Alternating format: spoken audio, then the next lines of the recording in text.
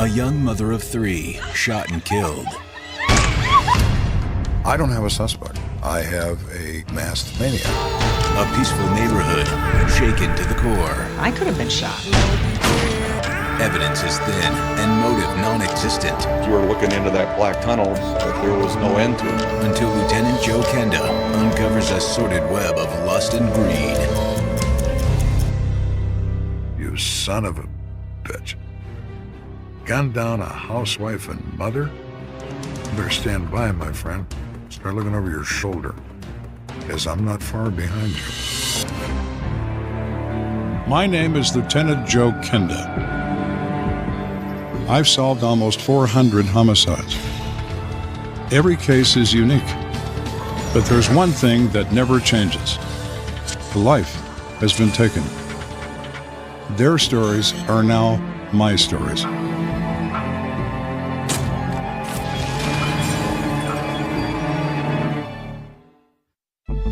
September 12, 1990. It's an unseasonably warm evening in Otis Park, a small recreational center in the Nob Hill neighborhood of Colorado Springs. A meeting for the Women's Lupus Support Group is just getting started. Sometimes we had about 40 people. Sometimes we had 5. It was a fun meeting, and we had refreshments, and we're socializing and that sort of thing. One of the regular women in attendance is 32-year-old mother of 3, Diane Hood. Thank you all for all your support. She was a sweetheart. Pretty girl. Always, wanting to help set up programs and work with us. Just 18 months earlier, soon after her 3rd child was born, Diane was diagnosed with lupus. It's an autoimmune problem where your body immune system attacks certain organs. It can be very devastating. But Diane is a fighter, and it's not long before she's on the verge of remission. Diane is feeling really, really good. Told her story. I know you've noticed I'm a little bit better. It was really a good meeting for her. You look great. I'll see you next week. At 8:30 p.m., the meeting lets up. Diane says goodbye and walks out with her friend, Karen Johnson. They're in a city park in a very quiet, crime-free part of town. The furthest thought from your mind is that right outside that door, death is waiting. Sarah is about to head home when her night takes a horrifying turn. A dark figure bangs on the door. God, what is going on? It's Karen Johnson, and her hands are covered in blood. Karen came flying back into the building. And she was just hysterical. Look at me. I'm going to call the police. Okay. Karen's yelling, "Diane's been shot. Diane's been shot." But Sarah has no time to process this information. As a registered nurse, instinct takes over, and she quickly moves into action. I automatically ran out the door, never thinking that I could have been shot too, but it never even occurred to me. That's just automatic for a nurse. That's what you do. Just outside, Sarah finds Diane lying in a pool of blood. We turned her over on her back, and her eyes were open. She was gasping for breath, and as I started the compressions, Hang on, Diane. the blood came through my fingers. Diane, listen to me. So we did CPR and called paramedics. Within minutes, EMTs arrive on the scene and take over for Sarah. But the situation is bleak. She had 2 major gunshot wounds. One entered from the back of the shoulder and exited the front of the shoulder. The second round perforated the chest and came to rest in the second arm. Diane is rushed to a nearby hospital, but it's too late. At 8:52 p.m., Diane Hood is pronounced dead. It was just so hard to believe that that kind of thing could happen. It just didn't seem quite right. The brutal death of this good-natured mother of 3 sends shockwaves throughout this normally peaceful part of town. A shooting in that park was an extremely unusual event. In that neighborhood, things didn't happen like that. Less than 30 minutes after the first shot was fired, homicide detective Lieutenant Joe Kenda arrives on the scene. Gentlemen, hey Joe, how you doing? When I get there, there's a small blood stain in the parking lot. Some witnesses, and the bunch of police officers. The initial report is that it's an armed robbery, so you begin at the beginning, as always. Tell me about this neighborhood. Are there armed robberies in this neighborhood? Are there parolees recently released from prison with a record for armed robbery? Nothing. No such crimes. No such events. Well, apparently the witness.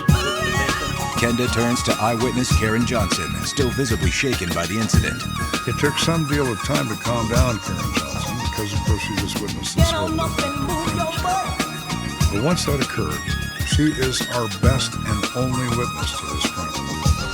And that's really important. Tell me exactly what you saw. It happened so fast. We were walking to our car and Karen recalls that she and Diane were on their way to the parking lot when they suddenly heard footsteps from behind. One figure came from the east side of the building, dressed in dark clothing, wearing a ski mask and wearing camouflage pants, and accosted Diane Hood. Oh my God! Went for her purse. Diane turned towards the robber and said, "Here, take it," and let go of her purse. According to Karen, Diane tried to run, but the man grabbed her arm and pulled out a large handgun. He shoots her once, hits her high in the shoulder, and knocks her down. Diane begged for her life, but the man fired again, straight into her chest. It was just a walk up, grab the purse, shoot her, and run off. Everything pointed to a robbery that had gone bad for whatever reason. Kenda asks Karen to describe what the shooter looked like. But all she remembers is that he was slightly shorter than her. Give me a call anytime. No race, no exposed skin. Can't tell us white, Hispanic, black. Can't tell eye color. We have a physical description of a person who can't be identified. That's not a lot. Kenda instructs his team to comb the surrounding area for trace evidence the shooter may have left behind.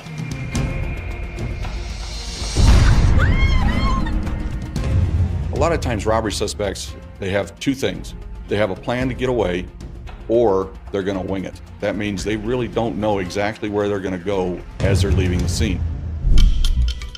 Hoping his suspect may still be lurking in the area, Kenda enlists the help of his K-9 unit to get a scent on the shooter. So that officer arrives, K-9 officer, and he works the area where the shooter was standing, and the dog locks on a scent. Off they go. The dog continues on his track for almost a mile, into the housing areas, through alleys. The dog gets to a garbage can behind a private residence, and the dog sits down. We got something. That's his alert system. There's something in this can. Inside the garbage can, Kenda makes a crucial discovery. An olive drab field jacket, pair of gloves, and a black ski mask, and camouflage pants. These items match the description given by the witness at the scene. Looks like we got the shooter's clothes here. Once the clothing is removed, it goes to the laboratory to process for trace evidence. They find brown human hair inside the ski mask. Ran a gunshot residue test on the gloves, and they tested positive. So this is our stuff worn by the shooter, no question. The dog continues the track from the trash can, comes to the curb line of a street, and stops. The dog is now confused and working in circles because where'd the scent go? Hey, Lieutenant, we lost the scent. Well, it went into a car, in our opinion. The scent disappears because the scent drives away. Kenda's only promising lead has just hit a dead end, and so has his case. We could have a lot of problems solving this because we don't have anywhere to go. You were looking into that black tunnel that there was no end to. I don't have a suspect. Not really. I have a masked maniac. So where does that leave me? Out in the cold. But as Kenda soon discovers, it's the victim herself that will provide the key to this investigation. So here I am, looking for the masked man, the Lone Ranger, as it were. That's not going to be very useful. So let's get to what is useful. Diane Elaine Hood. Who is she?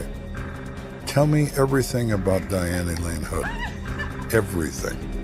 Because somewhere in her life, she encountered someone who wants her dead.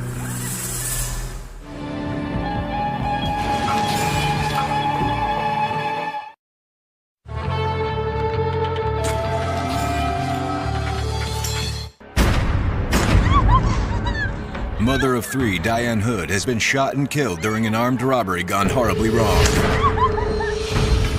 The K-9 unit helps Lieutenant Joe Kenda track down the clothes worn by the shooter, but not the shooter himself. They're always hopeful that the dog will go up on somebody's porch and sit down. Not the case this time. With no other substantial leads, Kenda and his team turn to an old-fashioned police technique: neighborhood canvassing.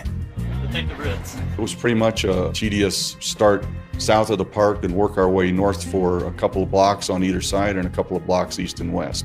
Knocking on every door, seeing who was home, seeing if they knew anything. Just as the neighborhood search seems hopeless, detectives encounter a woman with some new information. During our neighborhood follow-up, we reveal this guy named David Burns. And I can probably guarantee he had something to do with it. What if he could have done this crime? He lives in the area. He has problems. He has issues. He has unresolved anger. What's more, locals have given him another, more sinister nickname: Homicidal Dave. Interesting, we happen to be in the homicide business. Who is this guy? We had information that he wore the military-style camouflage pants and uniform, and since we had found that uniform in the neighborhood, that gave us something to look at. He was a veteran of the first Gulf War. He often spoke loudly to no one walking around the neighborhood, using strings of profanity for no apparent reason. They saw him as dangerous, crazy, all those sorts of things. Detectives follow up on the lead, but quickly learn the suspect, known as Homicidal Dave, has an airtight alibi. But we know where Dave is the night of the murder. Right here on it. You trying to shoot and pull. Absolutely. He was with some friends and some other people, and we confirmed it. So he gets eliminated as a result. We were at an area of the investigation that really didn't have any direct leads to go on. But that's the next step, is then take what you have and expand it. Expanding the investigation means revisiting all of the eyewitness testimony, starting with the primary witness, Karen Johnson. As he reads through Karen's description of how the killer shot Diane Hood, Kenda picks up on a telltale piece of evidence. She says, and she's quite clear about this, he shot her in the shoulder, and then he walked up to her and shot her in the chest. That, in my mind, is critical information. Kenda now believes that Diane Hood was intentionally targeted by her killer. This is not an armed robbery. Someone wants to make it look like that, but it isn't that. It's an assassination. But Kenda still doesn't know who murdered this innocent mother of three. So he turns to the forensic evidence for additional clues. After Diane was pronounced dead at the hospital, her body was escorted to the El Paso County morgue. During the autopsy, 2 bullets are recovered from her body.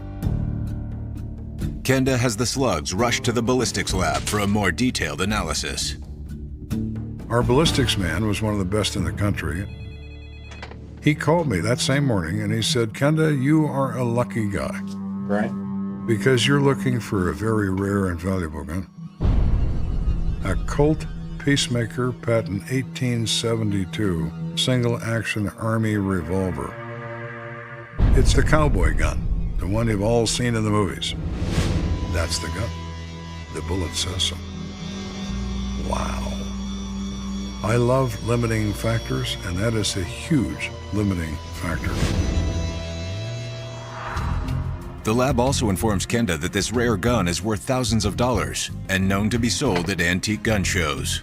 It could mean that the person responsible for this crime is a collector of guns. The unique model of the murder weapon is a key detail, but that's all it is, a detail. We have two interesting pieces of evidence, but I need a person. Whenever you have a homicide investigation, you're going to do background on almost everybody involved, including the victim. As Kenda and his team look into the life of Diane Hood, they find nothing that would raise any red flags. Diane is the salt of the earth. She is a wonderful mother. She's a devoted housewife. But that's not leading me anywhere. We're still at the stage of trying to find a suspect.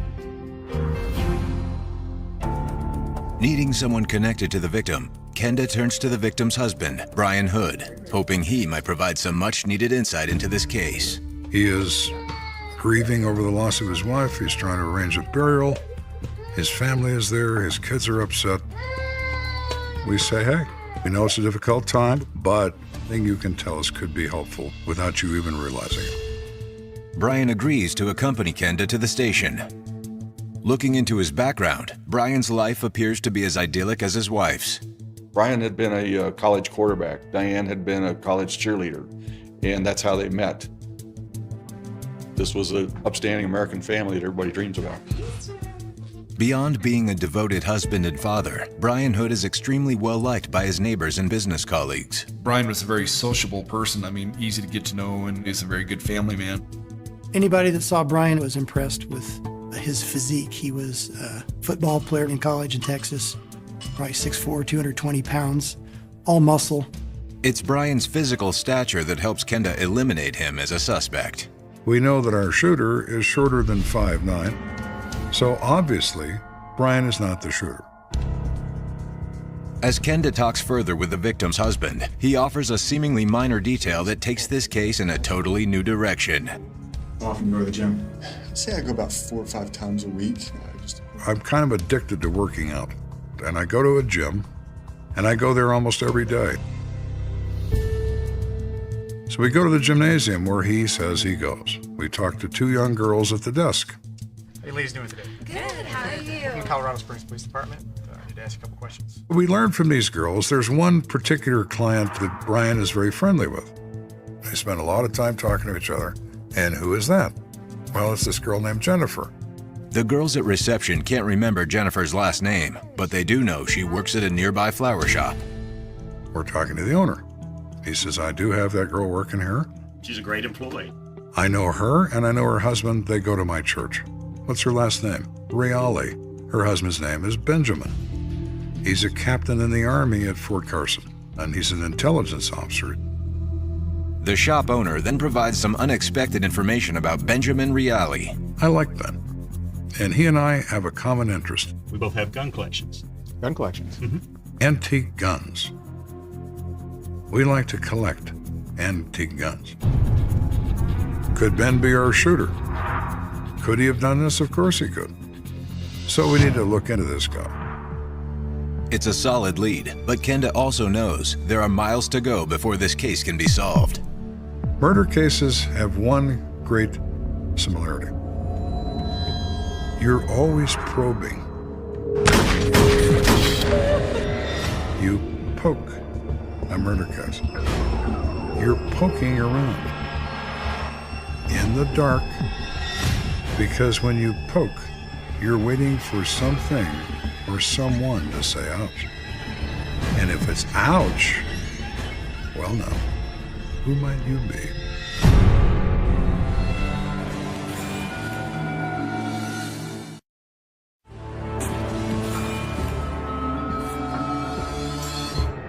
Young mother of 3, Diane Hood, has been brutally murdered outside her lupus support meeting in Otis Park. And Lieutenant Joe Kenda has just discovered his first viable suspect, Captain Benjamin Reale, an Army officer who collects antique guns, like the Colt 45 Peacemaker used in the fatal shooting. If we can determine a person of interest that's connected to this, who somehow owns such a gun, wow, that would be good, wouldn't it? Yes, it would. What's more, Ben's wife, Jennifer, is a known friend and workout partner of Brian Hood, the victim's husband. Now, Kenda and his team wonder, could this innocent friendship have led Ben Reale to shoot Diane Hood? that was a jump on our part based on the fact that they're hanging out together, they're seen at the gym together. It could have been a jealous lover. It could have been somebody just mad at him, trying to do vindictive things towards his family. There could be some motive developed there. Kenda looks into Ben's personal life and learns an interesting detail. Ben Reale works at Fort Carson as a criminal investigator for the U.S. Army. As a soldier, he would have expert knowledge in the business of killing, and as an investigator, he would know how to get away with it.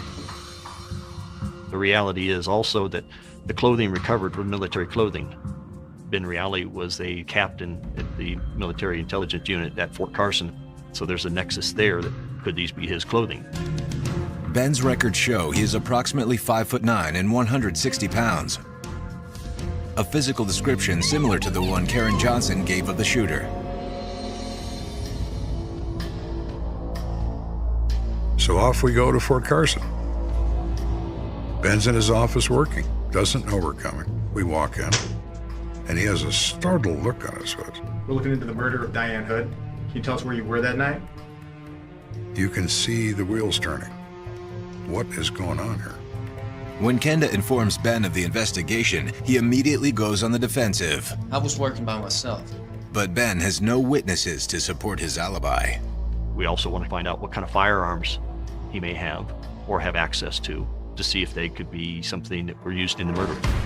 Why don't you tell us about this gun collection of yours? Ben admits to owning several antique guns, including one very valuable piece. My dad gave it to me. It's the best piece I have in my collection. It's a Colt 45 Peacemaker.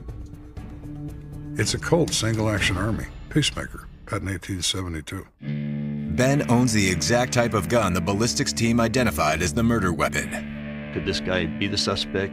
Could this be the weapon involved? Obviously, our first intent would be to lock down that weapon, get it analyzed. Ben takes Kenda to where the weapon is stored. Ben has a look of complete confusion on his face, as well as concern. This is my gun. He presents his gun wrapped in a red shop rig. This is the one. Ooh. There it is. Colt Peacemaker, single-action Army. Exactly what I'm looking for. The only problem is, the gun reeks of cleaning fluid. We were not able to recover any fingerprints on the weapon. While you're hoping that smoking gun has all the evidence on it, it doesn't always work that way. All right, we need to take this to the lab and have a test fired. In the meantime, he's not finished with Ben just yet. Listen, we need to go to our office. I have some other things I want you to look at. And he turned white. To bring Ben Reale up to do the interview here on our police headquarters unit puts him out of his element, puts him in our element. Put him on our turf, it's better for us. Ben is taken downtown, while his Colt Peacemaker is sent to the lab for testing. Tell him put it priority. I have a potential suspect in my possession, and the identity of that weapon is going to make the arrest or not. Ben is seated in an interview room, where Kenda lays out the shooter's clothes for him to examine. They look familiar to you? No. He takes a side glance for a half a second. He says, no, I don't recognize him. He didn't look at him. I said, Ben, I need your attention for a moment. You didn't even look at these. I not only expect you to look at them, I expect you to examine them. Because at a minimum, I'm going to call your commanding officer and end your military career overnight. Or at a maximum, I'm going to arrest you for murder. You want to try this again?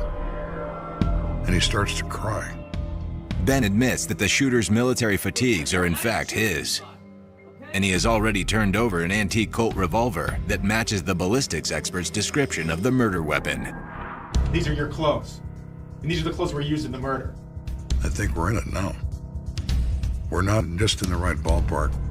We're in the right two seats. And I was feeling pretty pleased. His sights on a confession, Kenda presses Ben about the shooter's clothes. Where did you last see this coat and those pants? Well, in my closet at my house. And when was that? Well, I haven't been living there for 3 weeks. But the last time I saw them, that's where they were. We've been fighting. Ben explains that he's recently been having marital issues with his wife. Please, can you We've been having problems, and I moved out 3 weeks ago. I've been staying on post. I'm done talking. Sensing there's more to his story, Kenda urges the anguished Army captain to continue. What Ben says next startles everyone. My wife brought the gun in today to my job. Well, my wife brought a gun in here this morning. One of my guns, wrapped in a rag, and said she wanted me to keep it for her. What do you have my gun for? Just take it, don't ask questions. You mean don't ask questions? I don't care what A couple of weeks ago, she wanted to shoot it. So I took her out to the range and I bought a box of ammunition and I showed her how to load it, how to unload it, and she fired it a number of times.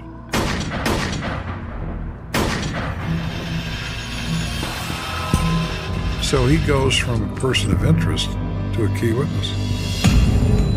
He has a gun in his possession, given to him by his wife. It just fit for me right away. You think back to that witness. It wasn't important to me at the time, but now I'm thinking about it. What did he do with the purse after he took it? He put it over his arm. That fact blasted back into my head. He put it over his arm, like a woman would do. Lieutenant Joe Kenda has just eliminated Ben Reale as a suspect and replaced him with a brand new one. When he told me that his wife brought him a gun, my first thought was, we're not looking for a guy, we're looking for a woman.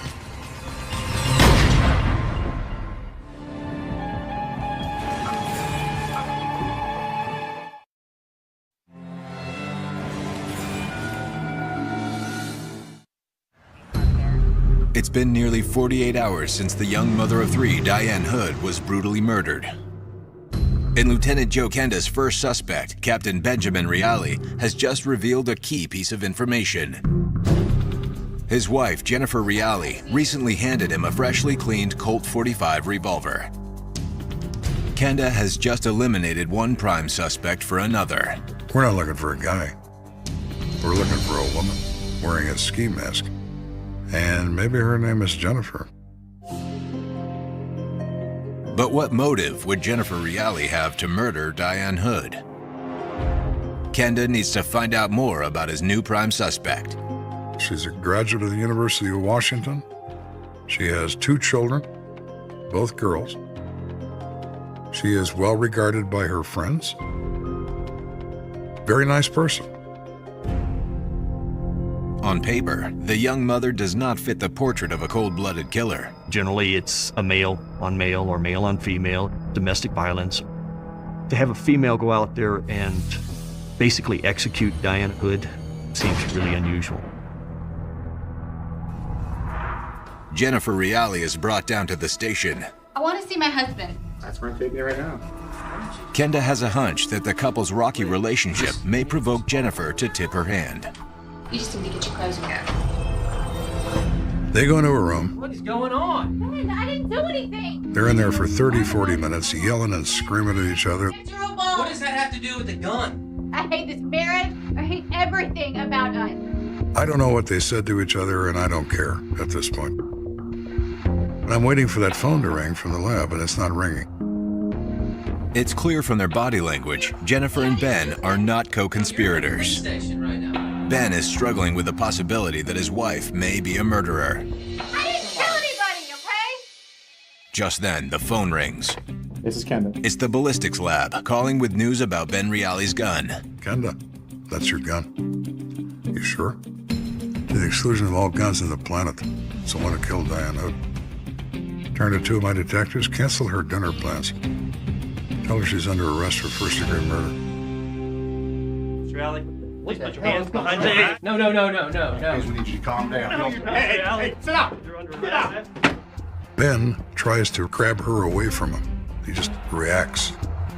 We slam him in a chair, and I put my hands on his face. Be smart about this. And I said, Ben, you're not part of this yet. You need to think about taking care of your children, not going to jail. As detectives escort Ben out of the room, he looks at his wife one last time, only to see she's been placed in handcuffs.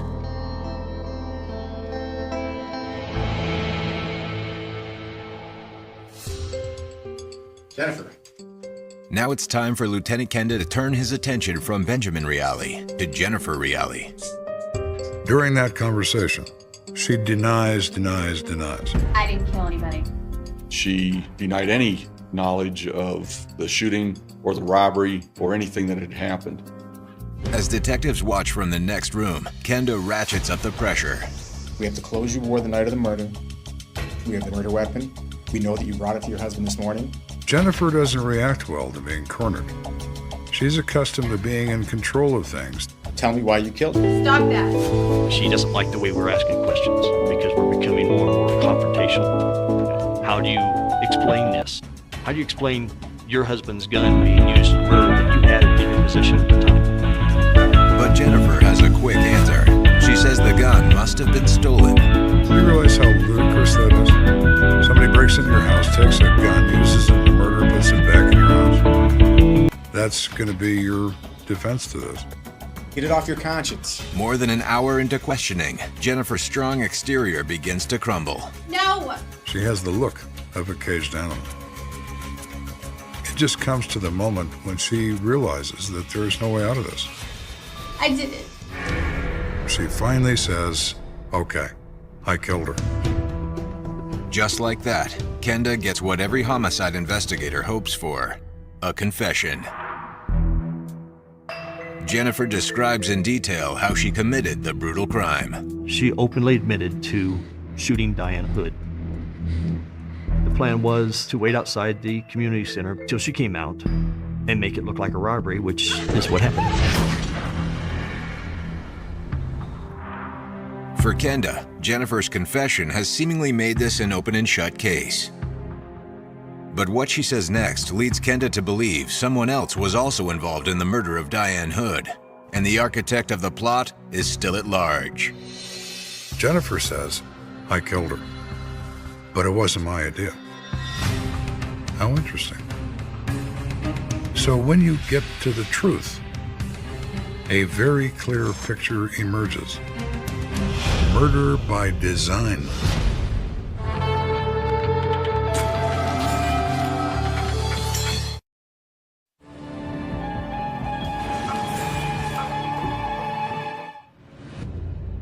"28-year-old Jennifer Reale has just confessed to shooting mother of three Diane Hood.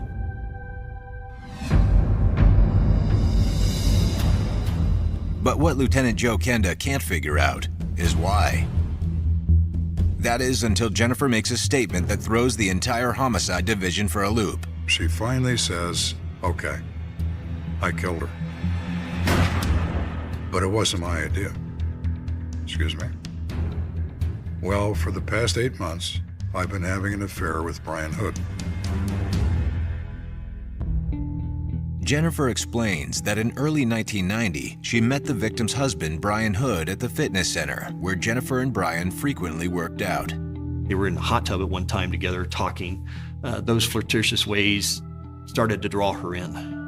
And that's her real development or her starting point with Brian Hood. By early spring, the innocent flirtation had escalated to a full-blown affair. It started out small and it got very big very quick. And we were falling in love with each other. They had a fairly substantial affair that seemed to take place mostly at Jennifer's when Ben Reale was not in town. Jennifer described in detail every time they had sex and where they had it. The first time he made love to her was on top of the washing machine in her house. Then it was in her Jeep Cherokee. Very specific about all the details of her involvement with Brian. Tell me about this affair. Or tell me why you did. According to Jennifer, Brian painted a merciful picture about how killing Diane would end her suffering. Brian said his wife had lupus and she was going to die anyway. He had an insurance policy on his wife for $100,000, and it was a double indemnity policy that if she were to be murdered, he would pay $200,000. How, Brian? For a period of months, he discussed with me various methods to have his wife killed. He talked about trying to hire a hitman. He talked about making left-hand turns in the face of oncoming traffic so she would be killed when the car struck the passenger side. Eventually, Brian decided a staged robbery would be the best way to have Diane killed, and Jennifer should be the one to do it. He says to her at one point, "We've already committed the sin of adultery, and the sin of murder is no worse." Really?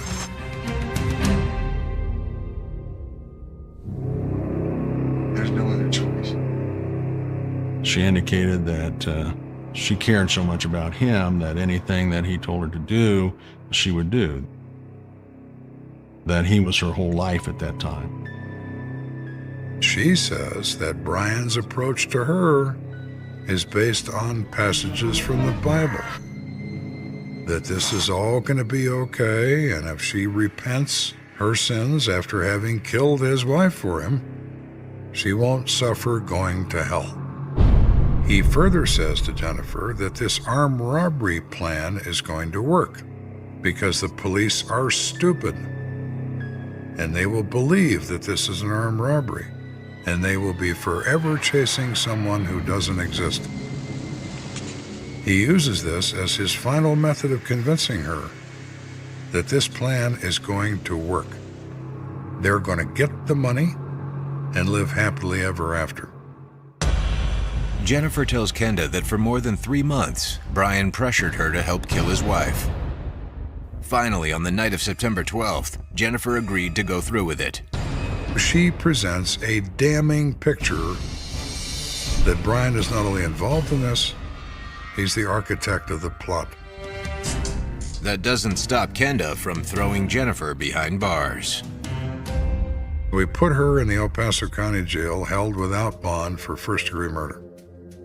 Kenda prepares an arrest warrant and heads back to the home of Brian Hood. We handcuff Brian and we throw him in jail. You're under arrest for first-degree murder. Turn up the chain behind your back, sir. For conspiracy to commit first-degree murder, solicitation to commit first-degree murder, and first-degree murder. 3 charges.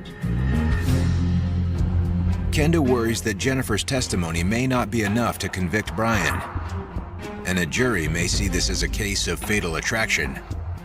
If all we had was Jennifer, we have a case of he said and she said. Those are very difficult for juries to discern. However, as news of the arrest goes public, one of Brian's friends, a bartender named Frank Patton, comes forward with damning information. I'm asking him about his wife and his kids, and he just said, "I just wish he'd die and get it over with." I wish my wife was dead. Less than a week after that conversation, Diane Hood was murdered in cold blood. Fearing for his own life, Frank Patton tells police what Brian said. His friends were afraid of him. He had approached them about killing his wife. Their immediate thought is, if he could do that, he could do me too. I have to call the police. Excellent. Our phones are open. As the tips roll in from more of Brian's associates, it becomes clear that he was only using his wife's disease as an excuse to justify murder. This is not a case of fatal attraction. This is a case of Brian Hood pressuring his friends until he found one that would do his bidding.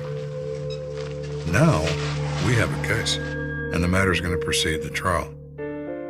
Brian maintains his innocence throughout, but as more witnesses come forward, his case begins to crumble. We get the family doctor. The doctor says, I told Diane she had the mildest form of lupus. It could be easily controlled with medication, and she should have no difficulty living a normal life. And Brian was clearly aware of that.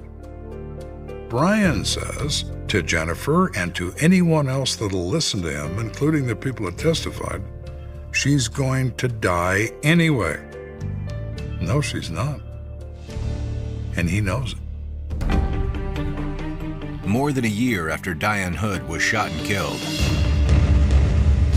A jury finds Brian Hood guilty on 2 counts of criminal solicitation and 1 count of conspiracy to murder his wife. However, on the charge of first-degree murder, Brian Hood is found not guilty. Instead of life in prison, Brian is sentenced to 37 years. He's paying the price, but he's not paying the price he should be paying. I think he got away with murder. In a separate trial 3 months later, Jennifer Reale pleads insanity, claiming she had been brainwashed by Brian. But the jury does not buy her plea, and she is found guilty on both charges. First-degree murder and conspiracy to commit first-degree murder. Sentenced to life without parole at Colorado State Penitentiary. When we were preparing Jennifer to be taken to jail, I said, "Jennifer, I have one last question for you. Do you think the police are stupid?" She didn't answer me. I don't know why. It really was satisfying to know that we had basically stood in Diane's shoes after she couldn't defend herself anymore, and we were able to get justice for her when she couldn't do it for herself. The trials are over, but the lives of 2 families have been irrevocably changed. It was just an extreme sadness about what it did to not just the Hood family, but the Reale family. The consequences of an action like that has ramifications that last for generations. The question remains, what would lead a successful father of 3 to murder the mother of his own children? I mean, why not get a divorce and not end up, having your wife killed? That doesn't make any sense to me. Human nature at its worst. Among people who have no reason to behave that way. You've often heard the comment, "What does a murderer look like?" Well, as it turns out, it looks like the cute mom next door. The note sat in Jonah Cade's evidence bag like it had paid rent. The ink was cheap, the paper was ordinary, and yet the sentence on it had the kind of confidence that made the room feel smaller. You think you caught the hunter. You caught the bait. Cade had spent enough years in homicide to know the difference between a tantrum and a signal. Tantrums want attention. Signals want control. Mara Vance stood by his desk with her arms folded, watching him stare at it like the paper might blink first. If you keep looking at it like that, she said, it's going to start charging you for emotional labor. Cade didn't look up. It's trying to, he replied. The precinct around them hummed with its usual after-hours soundtrack, fluorescent lights buzzing like annoyed insects, printers making that tragic, clicking sound of bureaucratic destiny, and somewhere down the hall a patrol officer laughing too loudly at something that probably wasn't that funny. The city never stopped moving, and neither did the paperwork, and in Cade's world those 2 facts were permanently married. Mara leaned closer, eyes sharp. "So what's the play?" she asked. "Because I'm going to be honest, I do not enjoy being in someone else's Little Mister novel." Cade slid the note into a folder and shut it like he could close the feeling too. "We don't chase the nickname," he said. "We chase the pattern." "And what if the pattern is person likes drama?" Mara asked. "Then we take away the stage," Cade said. Mara stared at him for half a second, then nodded slowly. "Okay," she said. That sounded almost inspirational. "I'm uncomfortable." Cade's phone rang before she could add a joke, because the universe had a strict policy against reflective moments. He answered, listened, and felt his shoulders shift in that subtle way that meant the day was about to change shape again. "It's Captain Rourke," he said after hanging up. Mara's eyebrows rose. "The captain who thinks wellness is a rumor?" "The same," Cade replied. "He wants us upstairs." They found Rourke in his office, staring at a wall of case binders like they were personally responsible for society. He didn't waste time on pleasantries. Rourke never did. He treated small talk the way a surgeon treats glitter. "I saw the note," he said. Mara blinked.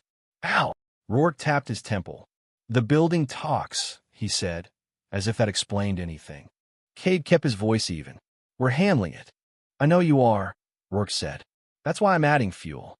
He slid a thick folder across the desk, the kind of file that looked like it had eaten other files. "This is an old case from the archives. Before your time. Before mine, technically. but it's relevant. Mara eyed the folder. If this is another historical learning opportunity, I'm filing a complaint with time itself. Rourke didn't smile. It's a case where someone wore a mask, he said. Used a costume. Made it look like one thing when it was another. And the motive was hidden behind a convenient story. You want patterns, Lieutenant? Start here. Kate opened the folder and found an old report with a name that carried weight in the department, like a legend you weren't allowed to question out loud. Lieutenant Joe Kenda. The date on the first page was September 12, 1990. The location, Otis Park. The victim, Diane Hood, 32, mother of 3. The first summary line read like a punch you didn't see coming, shot outside a community meeting in a quiet neighborhood. Mara's humor dimmed the way it always did when the paper stopped being paper and became a person. Support group, she murmured, scanning. That's supposed to be safe. Kate nodded. That's why it's effective, he said, and he hated himself a little for how clinical that sounded. Rourke leaned back. Kenda's retired, he said, but he still consults when he feels like it. He's old school, dry, doesn't tolerate nonsense. You two can go talk to him. Ask what he remembers. Ask what he learned. Sometimes the past hands you a flashlight. Mara lifted a brow, or hands you more paperwork. Rourke pointed at the door. Go, he said. And Vance, don't antagonize him. Mara's face turned innocent in a way that should have been illegal. Captain, she said, I have no idea what you mean. Outside, Kate carried the folder like it had gravity. You're going to antagonize him, he said. Mara shrugged. I'm going to ask questions, she corrected.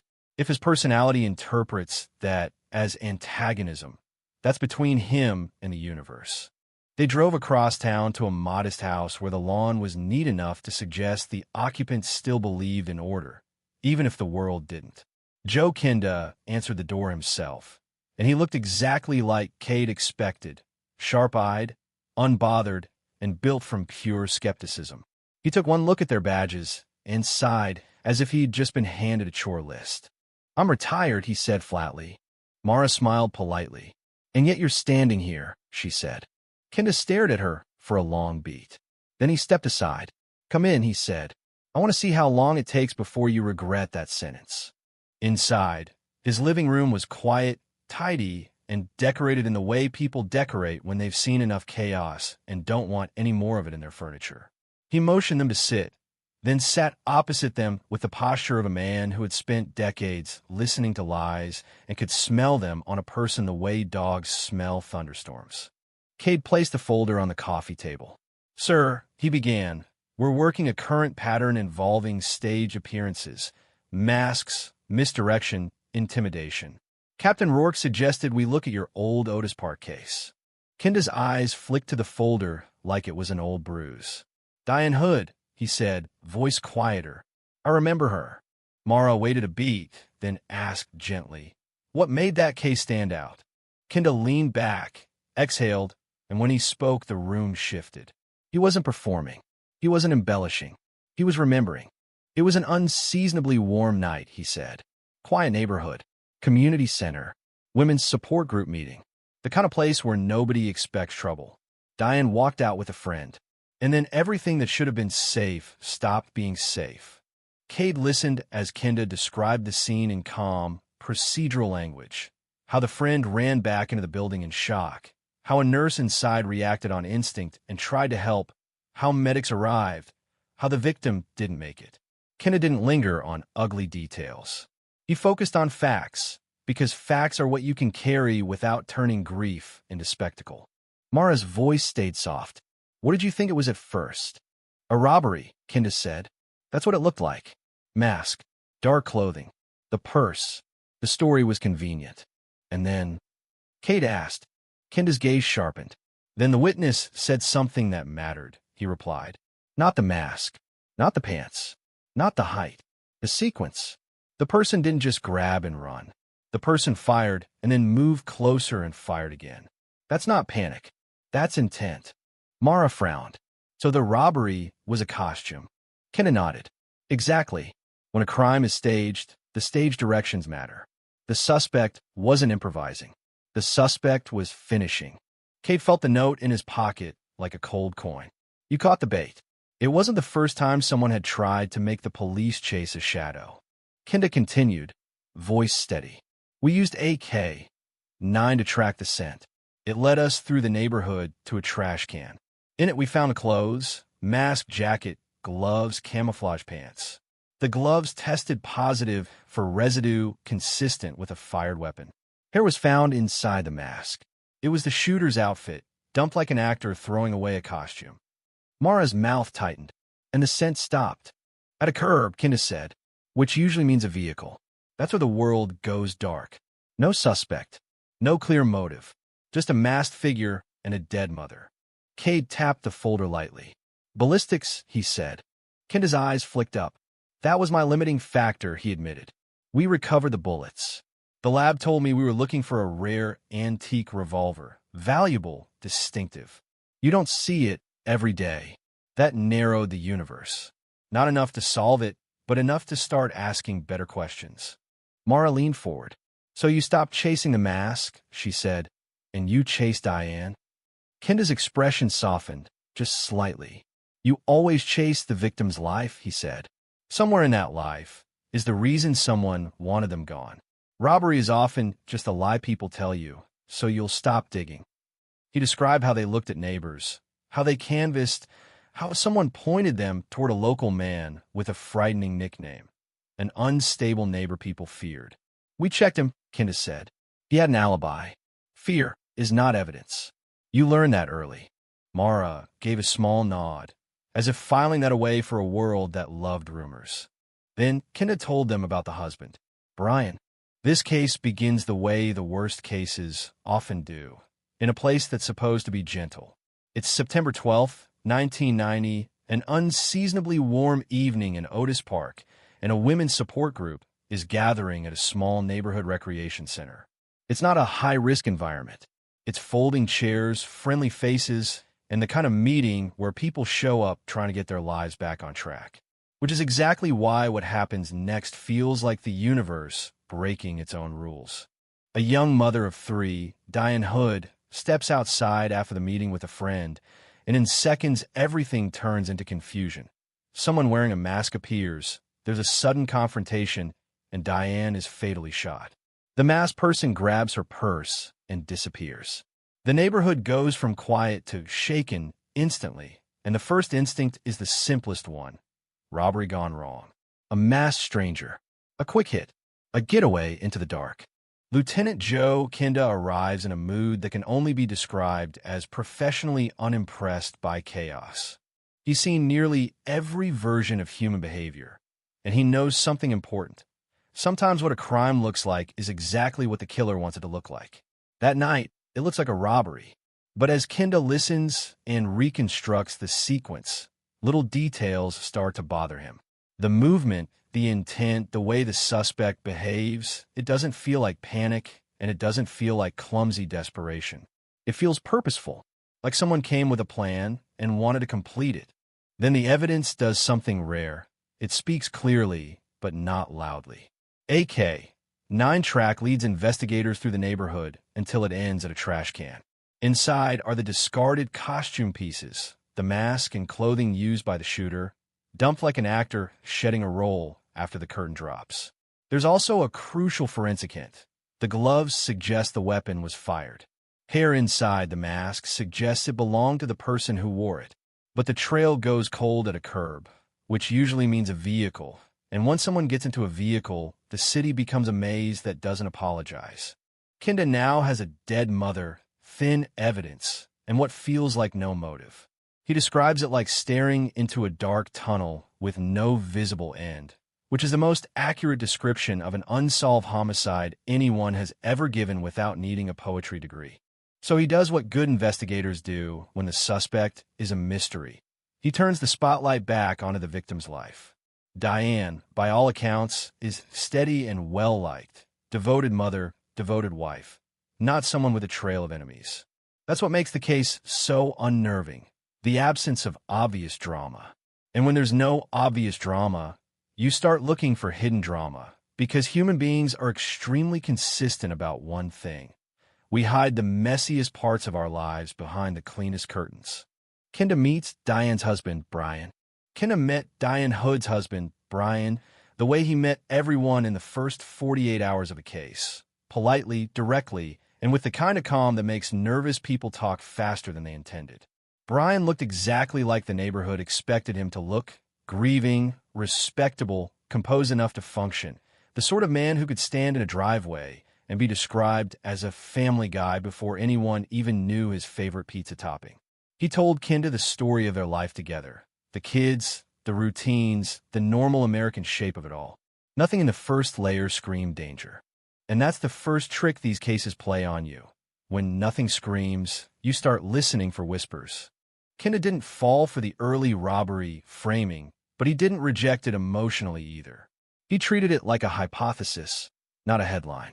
He kept circling back to sequence and intent, because stage crimes don't fail on drama. They fail on details. The killer had worn a mask, the victim's purse had been taken, and the neighborhood wanted to believe this was a random, ugly encounter with a stranger. But the evidence was already nudging Kenda toward a harder truth. This looked targeted, not chaotic, not accidental. A person arrived prepared, and preparation usually means motive. The forensic clue that really tightened the universe was ballistics. The lab didn't just say gun. They identified a very specific kind of firearm, a distinctive antique style, rare enough that it wasn't likely sitting in every other kitchen drawer in town.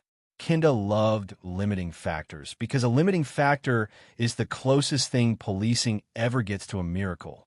It didn't hand him a name, but it handed him a smaller world. So he did what seasoned investigators do next. He chased the victim's life because the victim's life is where the reason usually hides. Diane was described as a devoted mother, well-liked, steady, no obvious enemies, no obvious risky circles. Which made the question sharper. If she didn't create chaos, who brought chaos to her? When Kenda pressed Brian for the ordinary details, work, habits, friends, Brian mentioned the gym almost casually. He worked out often. He had a routine. Kenda followed the routine the way you follow footprints. Not because tread patterns are exciting, but because they lead somewhere. At the gym, staff remembered a woman Brian spent time around. Her name was Jennifer. And once you have a Jennifer, you don't really have a Jennifer. You have a thread. Kenda pulled harder. Jennifer worked there, and the gym owner knew her well enough to connect the next. Jennifer's husband was Benjamin, an Army officer stationed at Fort Carson, an intelligence officer, no less. The gym owner also volunteered a detail that made Kenda's eyebrows lift in the special way they lift when a universe suddenly stops being vague. Benjamin collected antique guns, and he and Brian shared that interest. Now Kenda had a weapon type that fit, and a circle of men who might actually own one. Mara, sitting across from Kenda in his living room decades later, couldn't help herself. So, she murmured to Jonah Cade, the case pivots from mystery stranger to gym friendships and antique hobbies, which is exactly why I don't talk to anyone while lifting weights. Cade gave her a look that said behave, and she responded with the innocent face of a person who had never behaved a day in her life. Back in 1990, Kenda and his team went to Fort Carson to speak with Benjamin. Benjamin's initial posture was what you'd expect from someone in uniform being questioned. Controlled, confused, careful. He said he was at work, alone, during the window of time. Alone is not an alibi. It's a lifestyle choice. Kenda asked about firearms. Benjamin produced the exact kind of antique revolver the lab had identified. That's the moment in any investigation where your brain wants to declare victory and your experience slaps your hand away from the celebration button. Because owning a matching weapon isn't the same as using it. The lab did what labs do. Slow, methodical, unsentimental. Meanwhile, Kenda did what Kenda did. Pressure, observation, and a sharp sensitivity to what people avoid looking at. He showed Benjamin the recovered disguise, clothing, and watched Benjamin's eyes. Benjamin barely glanced. That mattered. Innocent people usually look. They may look in fear, or curiosity, or outrage, but they look. Avoidance is its own kind of language.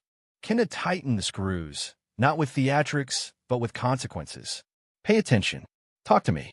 Help yourself. Benjamin's composure cracked. He admitted the disguise clothing belonged to him.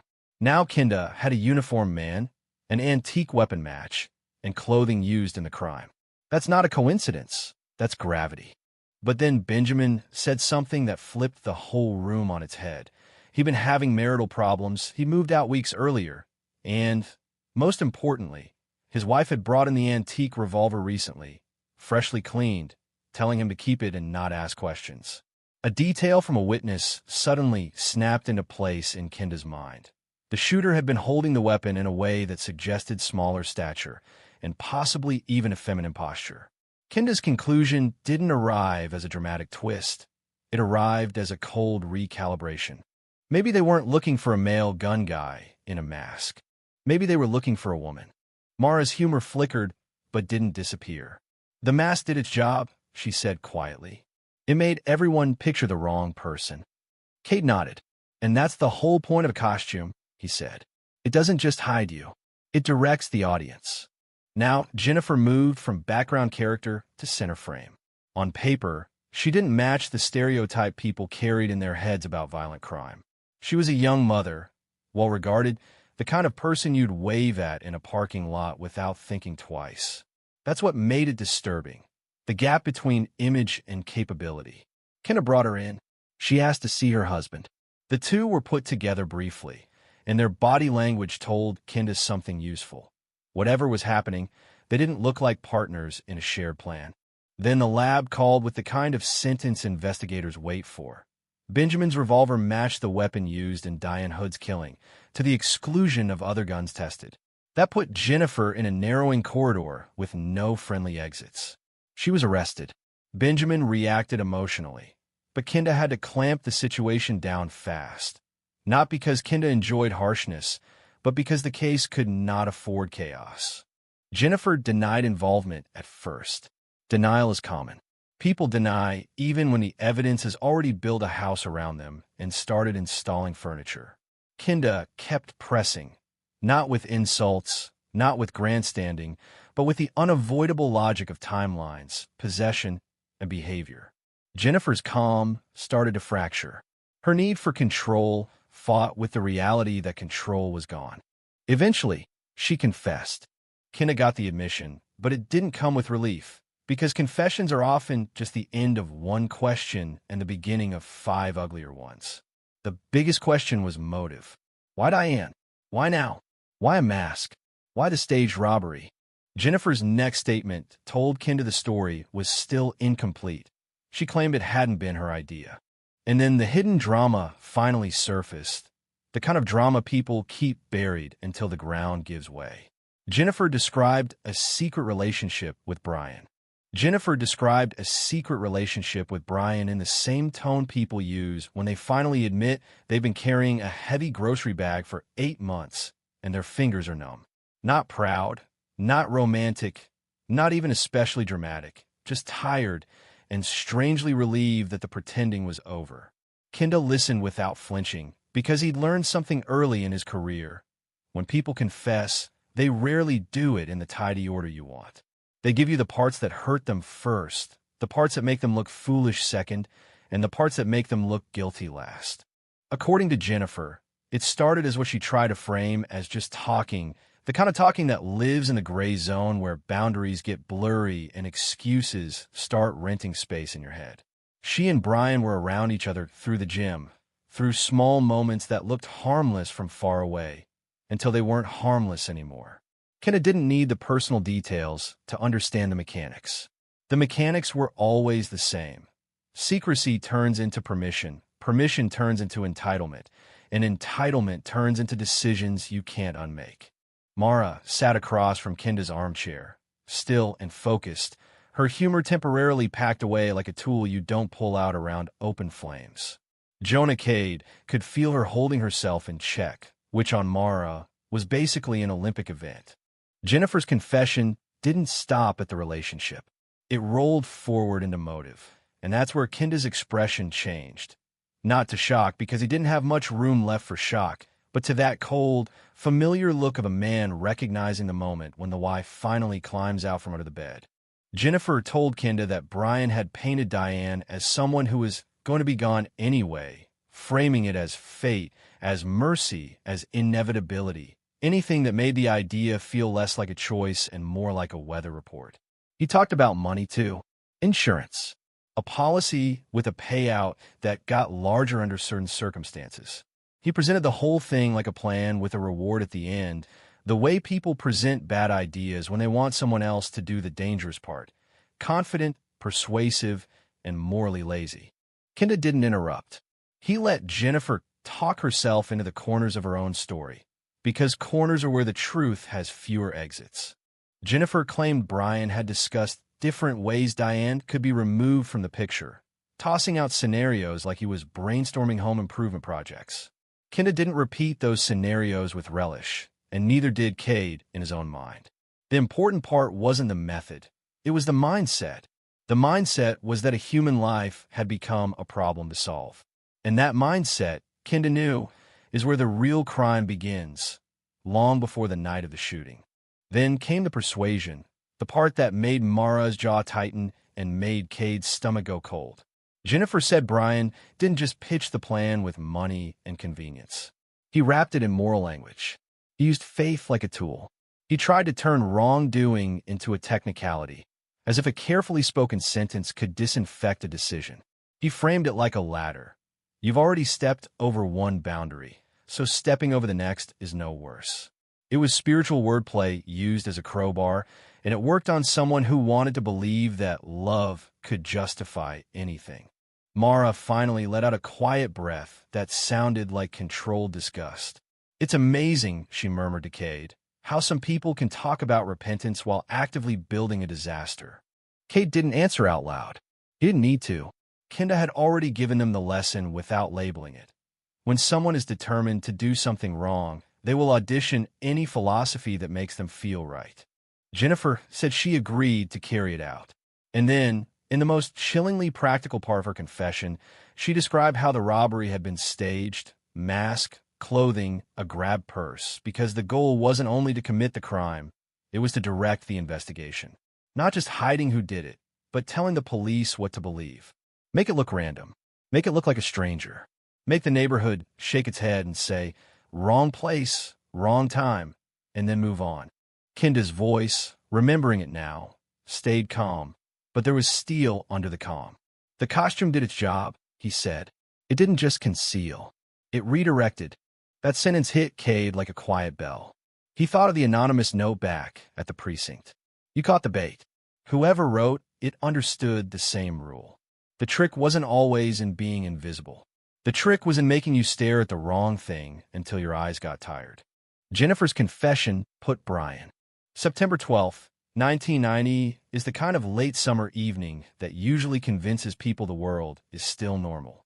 Otis Park in Colorado Springs sits quiet and comfortable, and inside a small recreation center in the Nob Hill neighborhood, a women's lupus support group is gathering the way it always does. Some nights a big crowd, other nights just a handful, but always with the same purpose. People showing up for each other. There are refreshments, friendly chatter, and that specific warmth you only get in a room where everyone understands what it means to live with uncertainty. Among the regulars is Diane Hood, 32 years old, a mother of 3, known as kind, helpful, and steady. Only 18 months earlier, soon after a third child was born, she'd been diagnosed with lupus, an autoimmune disease that can be frightening and unpredictable. But Diane has been fighting, and by this night, she's close to remission. She feels better, looks better, and she's starting to believe the worst chapter might be behind her. At about 8:30 p.m., the meeting wraps up. Diane says goodbye and steps outside with her friend Karen Johnson. The park is in a part of town people describe as quiet and essentially crime-free. That's important because the safest places are the ones where your guard drops the fastest. Diane and Karen are walking toward the parking lot when they hear footsteps behind them. A figure approaches, dark clothing, ski mask, camouflage pants, and suddenly the evening shifts from ordinary to terrifying. The masked person moves in on Diane and goes for her purse. Diane does what many people would do in a split-second survival calculation. She lets go and offers the purse, trying to end the situation quickly. But the attacker doesn't behave like someone who only wants property and a clean getaway. The moment escalates, and within seconds Diane is shot. She goes down. Then, in a detail that will later change everything about how the case is understood, the attacker closes distance and fires again. Karen's brain is trying to process what her eyes are seeing, and then instinct takes over. She runs back to the building in a panic, her hands covered in blood, pounding on the door, screaming that Diane has been shot. Inside, a nurse hears the chaos and reacts without hesitation. She runs outside immediately, not even pausing to consider the danger that might still be present. She finds Diane on the ground, badly wounded, and begins emergency care while paramedics are called. EMTs arrive within minutes and take over, but the situation is bleak. Diane is rushed to a nearby hospital, and at 8:52 p.m., she is pronounced dead. A mother of 3 who had been clawing her way back to health is gone in less than half an hour, in a place where this kind of violence feels almost impossible. Less than 30 minutes after the first shot, Homicide Detective Lieutenant Joe, Kenda, arrives at the scene. The initial report floating around is simple: armed robbery. Mass suspect, purse, gunfire, victim dead. On paper, it's a clean story. But Kenda does what experienced investigators do. He starts by questioning the easy story. He asks about the neighborhood. Are armed robberies common here? Are there patterns, known offenders, recent releases with a robbery history? The answers are basically no across the board. The setting doesn't match the supposed motive. And when the setting doesn't match, you have to consider what the scene might be trying to hide. Karen Johnson, still shaken, is the only true eyewitness. She describes the suspect as slightly shorter than her, masked, with no visible skin, no way to determine race or features. It's a description that creates a human outline, but no identity. Kenda directs his team to search for trace evidence and brings an AK-9 unit, hoping the attacker might have fled on foot and left a scent trail strong enough to follow. The dog works the area where the shooter stood and takes off on a track that runs almost a mile through housing areas and alleys. Then the dog stops behind a residence and alerts at a garbage can. Inside the can, investigators find an olive drab field jacket, gloves, a black ski mask, and camouflage pants, items matching what Karen described. It looks like the shooter's outfit has been dumped in a hurry. The clothing is sent to the lab. Hair is recovered from inside the mask. The gloves test positive for gunshot residue. That's huge. Proof these items were likely worn by the shooter. But just as the case seems to gain traction, it hits a wall. The dog continues the track from the trash can to a curb line and then loses the scent, circling in confusion. The most logical conclusion is the suspect got into a vehicle and drove away. Kenda has the uniform of the killer, but not the killer. With no obvious direction, the investigation turns to old-fashioned legwork, neighborhood canvassing. Detectives knock on doors, asking who heard something, saw something, noticed anything. It's tedious, draining, and often unrewarding. A name surfaces, a troubled man in the area, known for wearing military-style clothing and behaving unpredictably, someone locals call Homicidal Dave. The nickname alone is enough to pull attention, and the camouflage detail makes it tempting. But Kenda and his team do what they must do: check facts before building theories. The man's whereabouts are verified, and he has a solid alibi. He's eliminated. The lead evaporates. Now comes the pivotal moment. Kenda revisits the witness statement and fixes on a detail that changes the entire meaning of the crime. Karen was clear, Diane was shot, and then the attacker walked up and shot again. That doesn't look like panic. It doesn't look like a struggle that went sideways. It looks deliberate, like someone wanted to make sure Diane didn't survive. In Kenda's mind, the robbery gone wrong theory starts to collapse. A staged robbery begins to make more sense. Someone trying to disguise an assassination as random street crime. Kenda leans hard on forensics. During the autopsy, bullets are recovered and sent to ballistics. The ballistics expert calls back quickly with an unusually specific assessment. The murder weapon appears to be a Colt Peacemaker, a rare and valuable single-action Army revolver, the classic cowboy gun. That matters because it's not a common weapon you'd expect in a fast street robbery. It suggests a person with a collector's mindset, someone who owns antiques, someone who might have purchased such a gun at specialized shows or through niche channels. In investigations, rarity is power. The more unusual the tool, the narrower the pool of possible owners. Kenda and his team dig into Diane Hood's background, searching for anything: conflict, threats, secret pressures, anything that might explain why a masked person would target her in a park.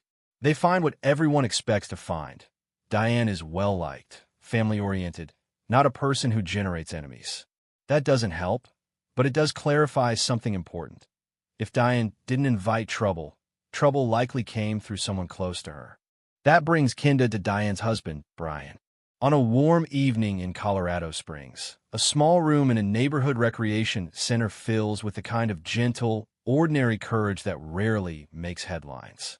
It's a meeting of the Women's Lupus Support Group, sometimes a handful of attendees, sometimes dozens, people trading practical advice and quiet encouragement, the way communities do when life turns medical and uncertain. One of the regulars is 32-year-old Diane Hood, a mother of 3 who has recently been feeling better. After a difficult stretch, she's nearing remission, and you can sense the lift in her spirits. She's not performing happiness. She's simply relieved. The meeting ends around 8:30 p.m., and Diane steps outside with her friend Karen Johnson, walking toward the parking lot in a park that feels safe, familiar, and uneventful. In places like this, danger doesn't feel like it belongs. And that's exactly why it works so well as camouflage. The attack is fast and unreal, the kind that leaves witnesses trying to narrate a blur. Karen will later describe a figure emerging in dark clothing, a ski mask hiding everything that would normally identify a person. No face, no skin, no helpful detail. The figure wears camouflage pants, like someone who wants to blend into the idea of military, rather than blend into the night. The masked person grabs for Diane's purse. Diane doesn't fight over property. She tries to hand it over, try to end the moment the way decent people assume a bad moment ends. But it doesn't end. It escalates. Diane tries to run. The masked person pulls a handgun, fires, then steps in close and fires again. The second shot, up close, deliberate, doesn't look like panic. It looks like purpose. Karen runs back inside in hysterics, her hands bloody, pounding on the door for help. A nurse in the building reacts on instinct and rushes out, doing what caregivers do even when fear should be louder, trying to save a life. Paramedics arrive quickly, but there are injuries no speed can undo. Diane is rushed to a hospital and pronounced dead that night.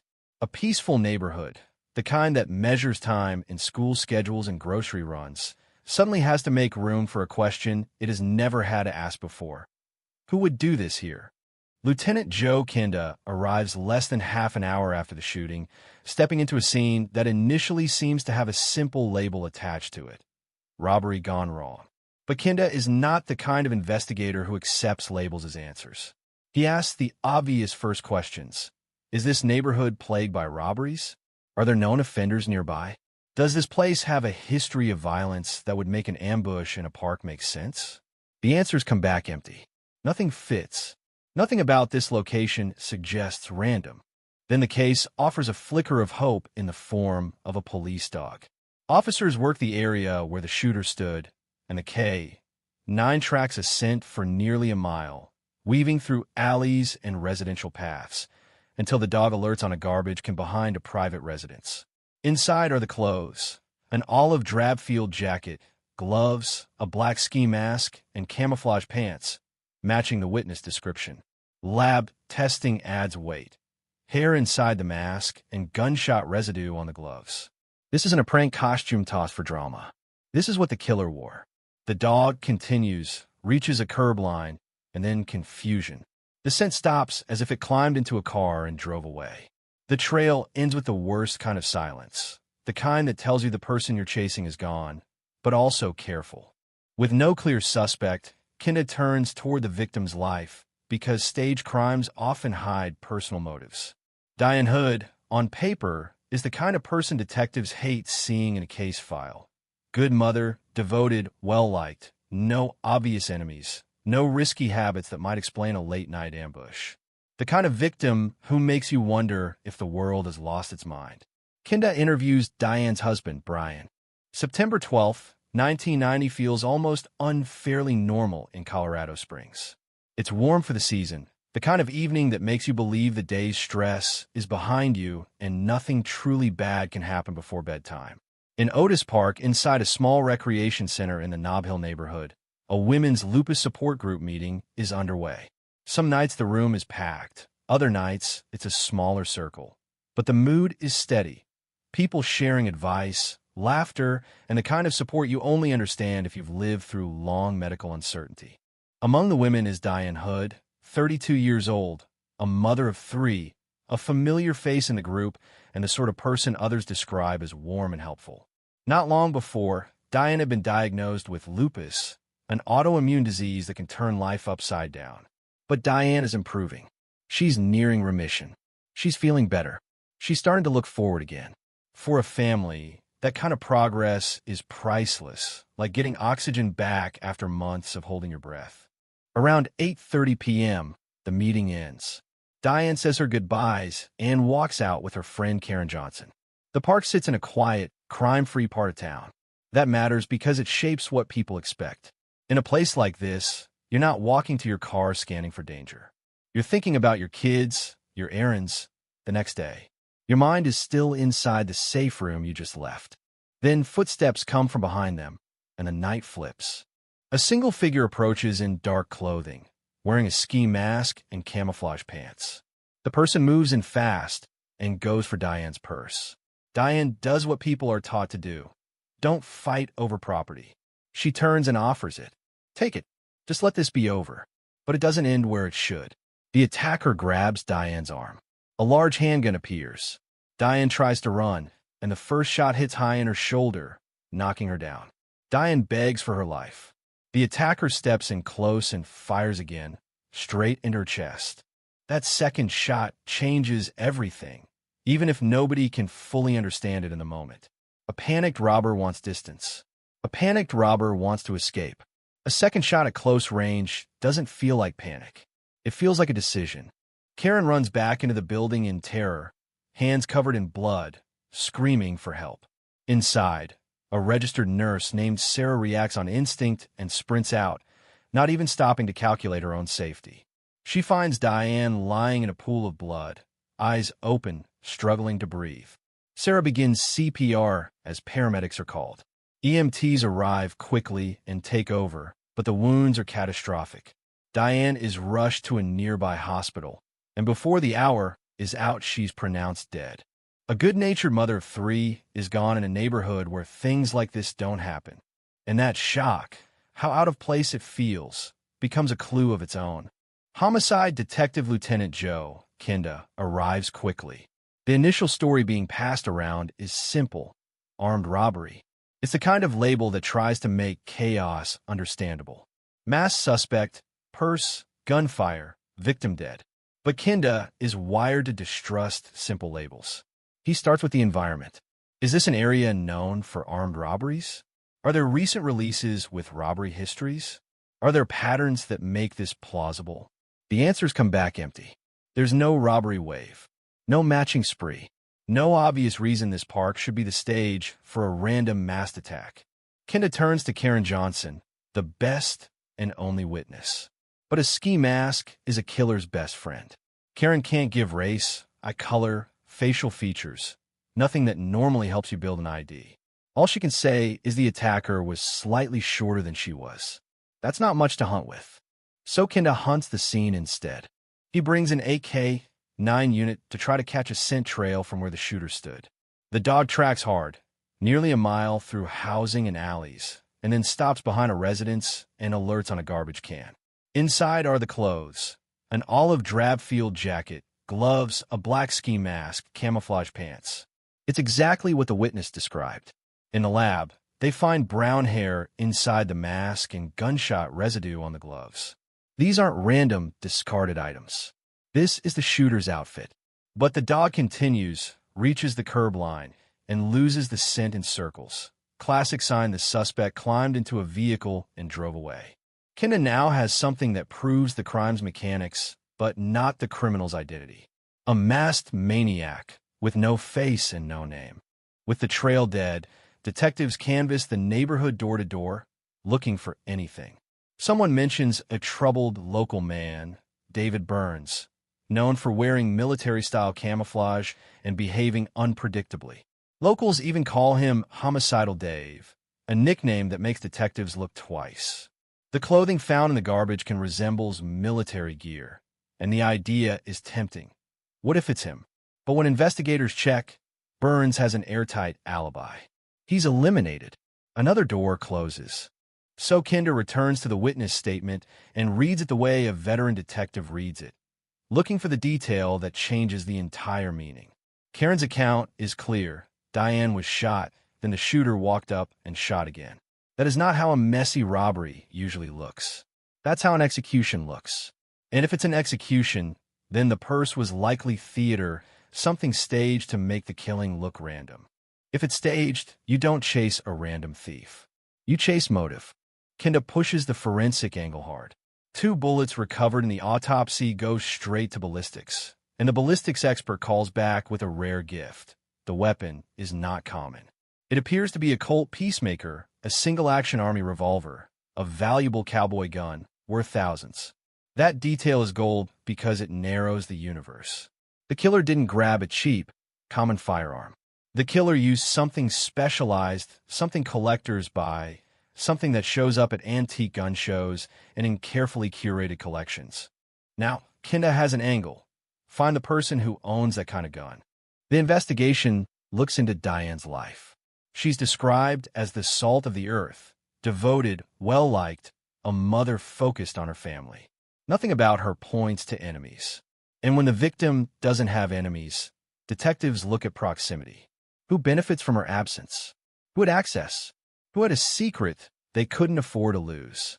That brings Kenda to Diane's husband, Brian. Diane Hood is there, 32 years old, a mother of 3, and by all accounts, one of the kindest women in the room. She's been living with lupus, but lately she's improving, close to remission, close to feeling like herself again. And that detail matters, because it makes what happens next feel even more cruel. This is not a woman living recklessly.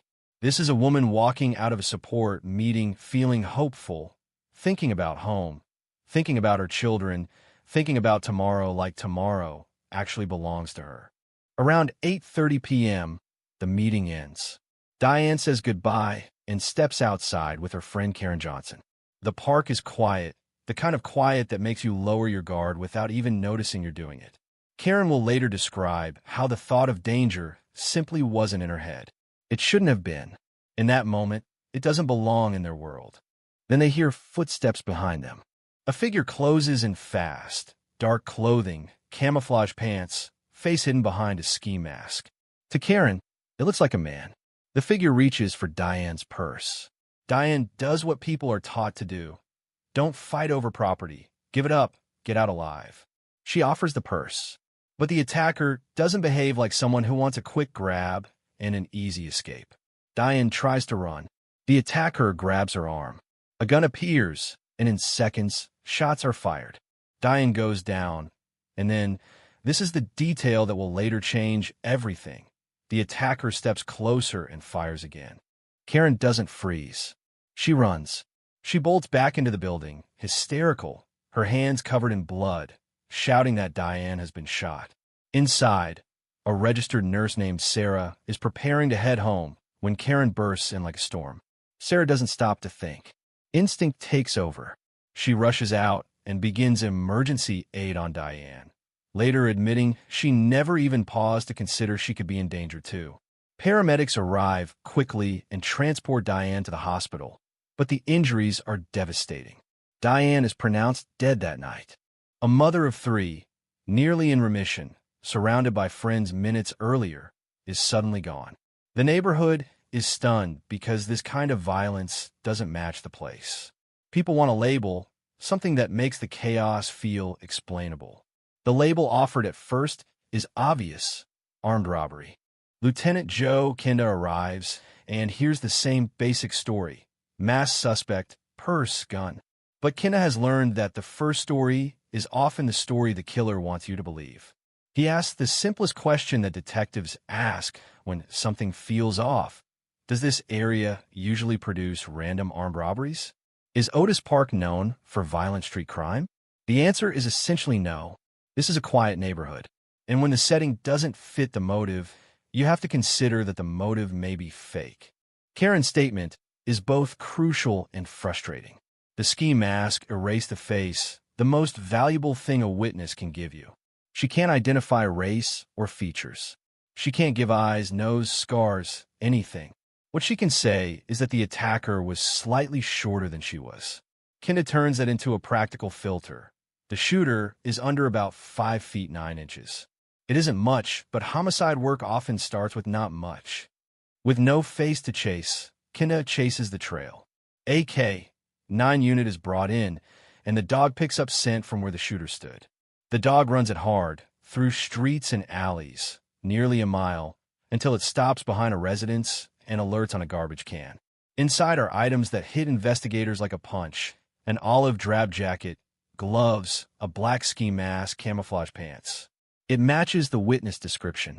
Lab work makes it even more real. Hair is recovered from inside the mask, and the gloves test positive for gunshot residue. This isn't a random pile of clothing. It's the uniform of the killer. But then the trail dies. The dog continues from that garbage can to a curb line and starts circling, confused. To Kenda, that reads like a clean exit. The killer got into a vehicle and drove away. Planned, controlled, not a panicked stumble into violence. Kenda keeps returning to the detail that won't leave his mind: the second shot. Robbers who panic tend to fire and flee. Robbers who want only money don't usually walk up and shoot again. A close-range second shot looks deliberate, like someone making sure Diane doesn't survive to identify them or to tell anyone anything at all. If that's true, then the purse is not the motive. The purse is theater. So Kenda turns to forensics to cut through the theater. The bullets recovered at autopsy go to ballistics, and the ballistics expert comes back with an unusually specific identification. The murder weapon appears to be a Colt Peacemaker. Patent 1872, single-action Army revolver, the classic cowboy gun. It's valuable and uncommon, the kind of firearm that collectors seek out and show off at antique gun shows. For Kenda, that's a gift. A rare weapon is a limiting factor. It narrows the world of possible owners. Now the investigation shifts from masked stranger to who owns an antique revolver like that. And when the street goes cold, detectives do what they always do. They study the victim's life. Diane Hood doesn't appear to have enemies. She's described as sweet, devoted, family-centered. That's the painful part, because when a victim has no obvious enemy, investigators look at proximity. They look at who had access. They look at who might benefit from her being gone. That leads them to Diane's husband, Brian Hood.